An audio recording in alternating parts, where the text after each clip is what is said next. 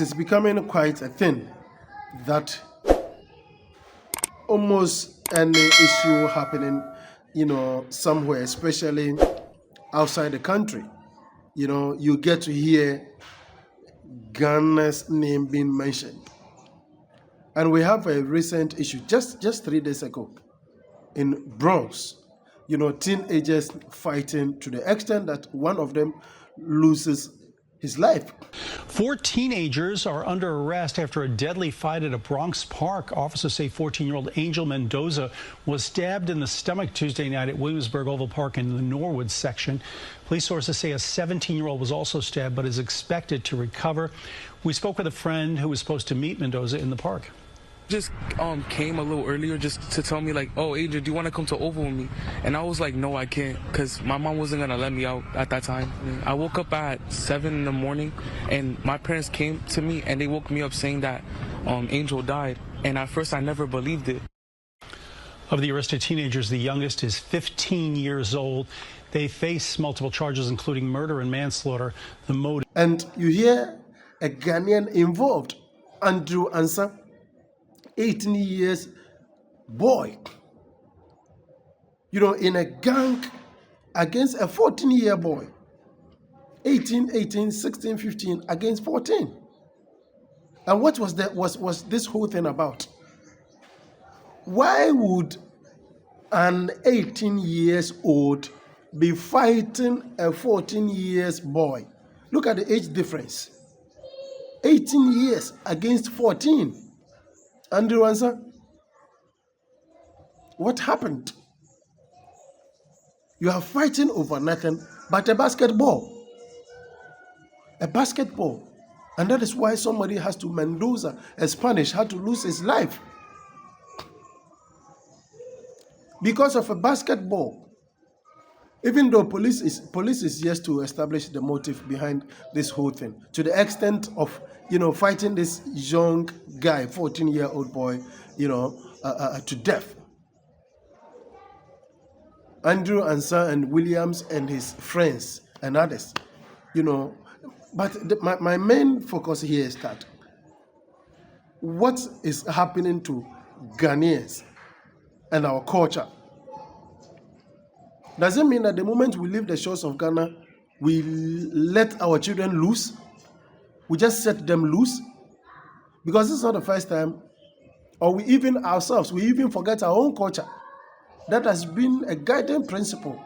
From day one when you are born in a country, you are taught to be morally upright. Respect for elders. There's no way you would meet somebody on the way and expect an elderly person and expect to pass by. That elderly person will call on your attention or will report you to your mother. Are you not training your child well? And then that parent can even scold you, give you some punishment, that if you go home, tell your mother that I, so and so person, did this because you failed to greet me or because I sent you on an errand and you never went. This is the culture of Ghanaians.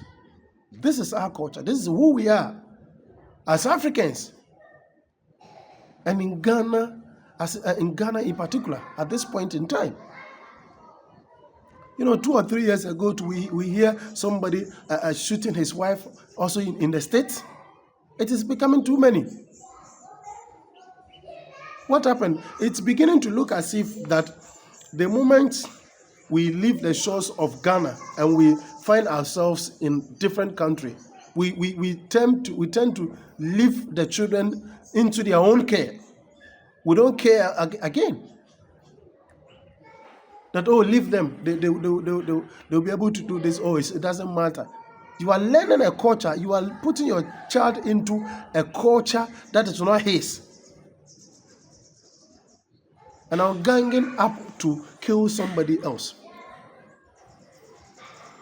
You applied, the family applied for a bill and was not given because the issue is a manslaughter issue.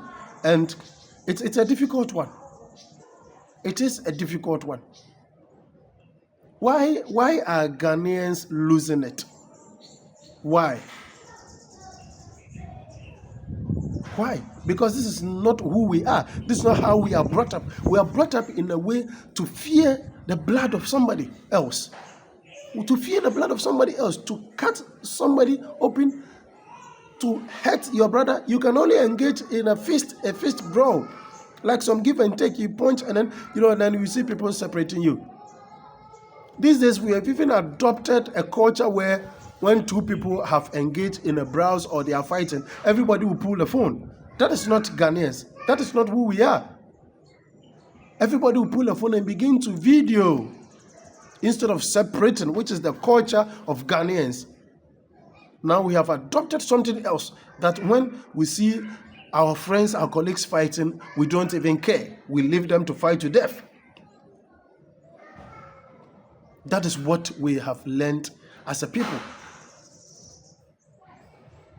It is not too late, but it is very bad, to say the least, that the moment we leave the shores of this country, we leave also behind our culture and our heritage. We leave everything. And then we try to leave our children, even ourselves. We just leave ourselves just like that to whatever the situation or the wind will blow us to. That is, then we follow just like cotton wool. What are we turning into? What are we turning into? What are we turning into? To the extent that 18 years, we'll be fighting a 14-year-old boy. Because of what? Basketball? Here in Ghana, no way. It will not happen. It doesn't happen like that. No.